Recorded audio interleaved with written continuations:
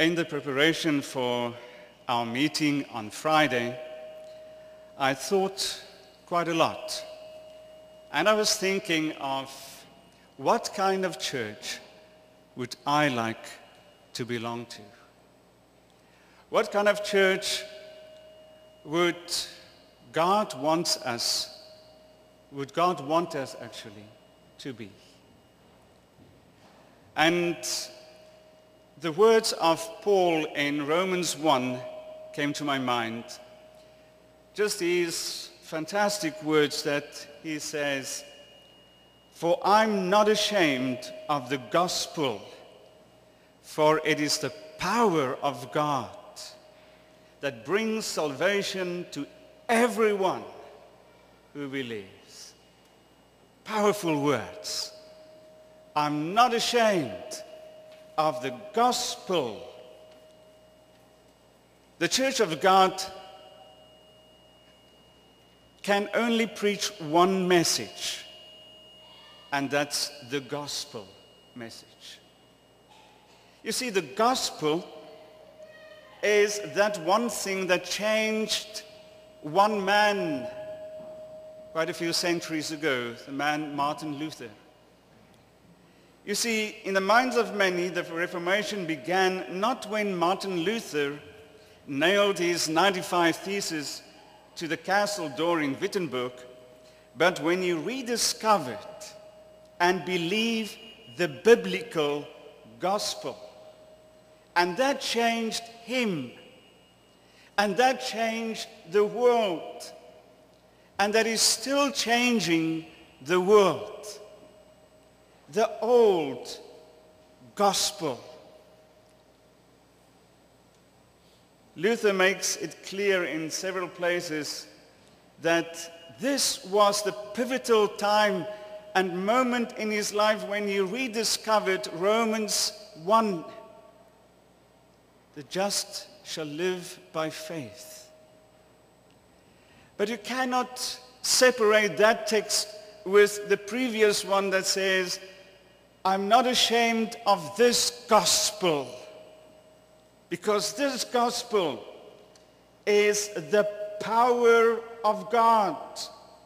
This gospel comes from Jesus Christ, and it was handed down to the earth, and the gospel is the one and only justification for the existence of the church. The reason you and I'm here is because of the gospel, this gospel.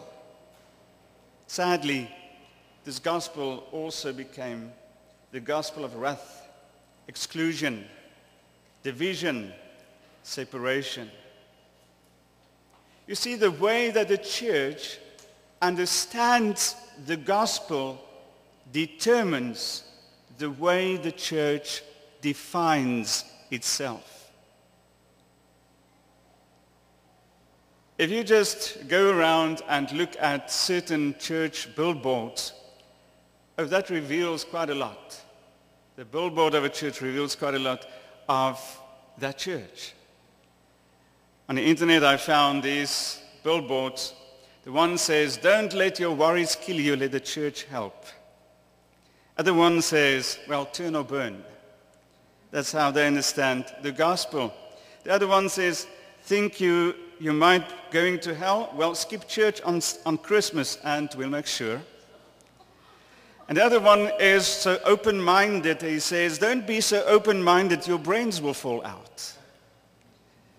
And the other one says, well, free coffee, everlasting life. Yes, membership has its privileges. And maybe that's the way they understand the gospel. The question is, how do we understand the gospel? Because that will determine the way that we are, who we are, what we are. That will determine our identity. And if I can impart 3 thoughts to you this afternoon, if we can take these 3 thoughts and write it on our hearts, write it in our minds, put it in our hands and our feet and live it, it can change us. But it can change our ministry, and it can change our future. We have to understand the gospel, I think, in the way that Jesus presented it. Let's look at that. There are three expressions. The first, the gospel of Jesus was a gospel of extravagant grace. Extravagant grace. The gospel of extravagant grace. What does it mean?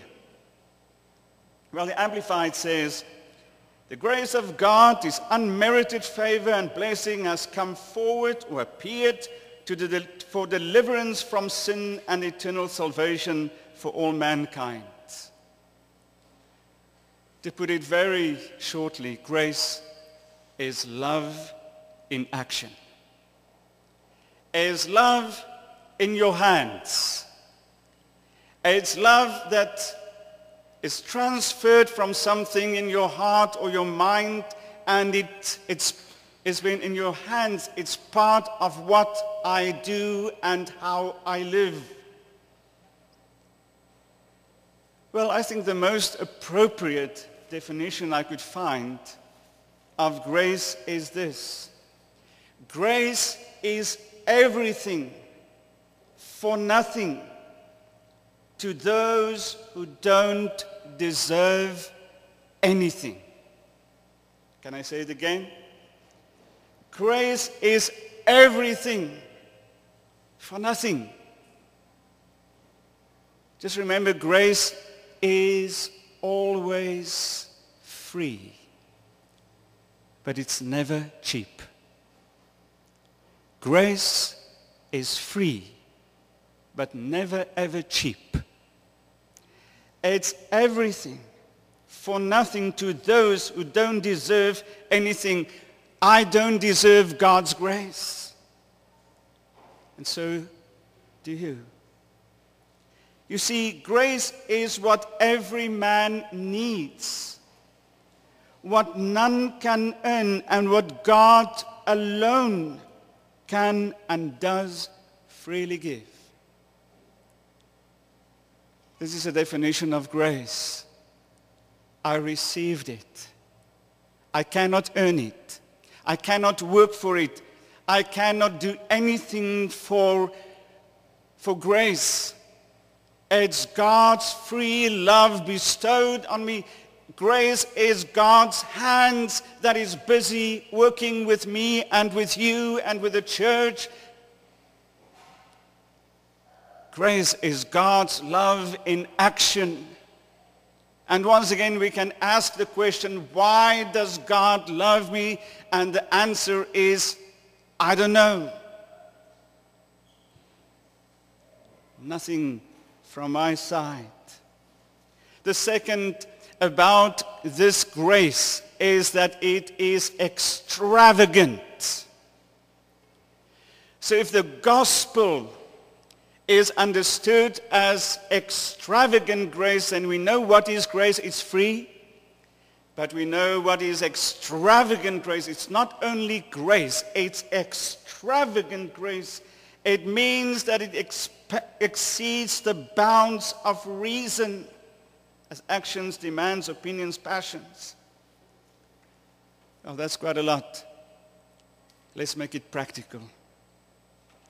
Jesus illustrated this in every single way of his ministry. Jesus walked by the sea and he saw Peter and he saw a few fishermen and he called them. They didn't deserve it. They didn't ask for it. But in his extravagant grace, he opened his arms and said, "Come." He sat with a woman and he spoke to her. He introduced her into his kingdom. He stood under a tree and called a little man, a horrible little man, and stole money. He called him, "Come, I want to go into your house today."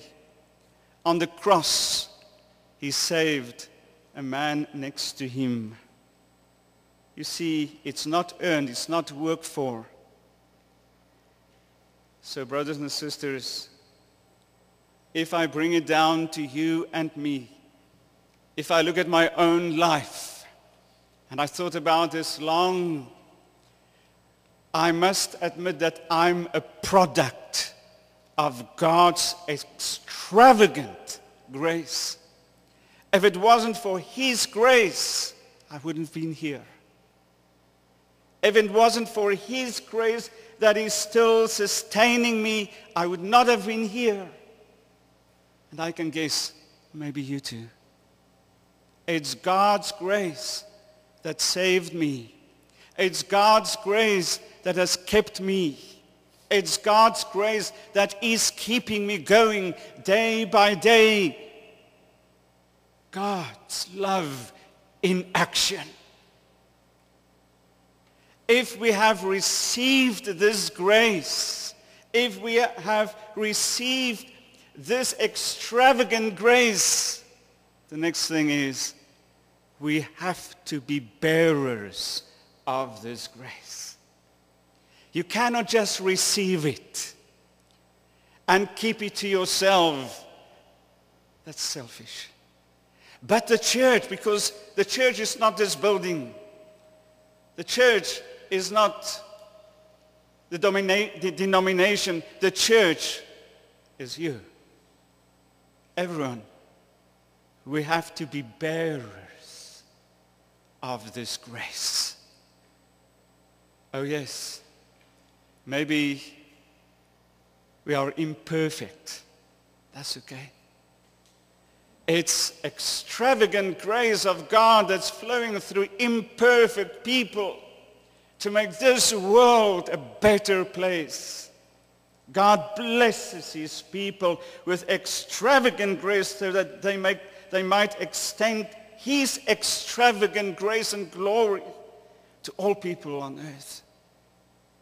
The second thing that I want you to remember, the second thing, or the second way that I see the gospel. The first place is a gospel of extravagant grace. The second, it's a gospel of relentless passion. It's a gospel of relentless passion.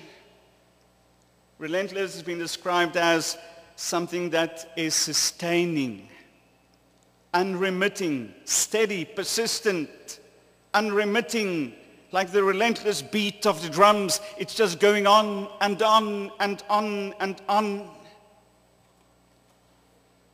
It reminds me of fire. It can be likened to fire. This passion. Now when we look at passion, we think of a lot of noise, a lot of just fire that quenches. No. This fire, this relentless passion is that internal combustion. It is that internal fire that burned in the life of Jesus Christ. It is that which John spoke of as he will baptize you with the Holy Spirit and with fire.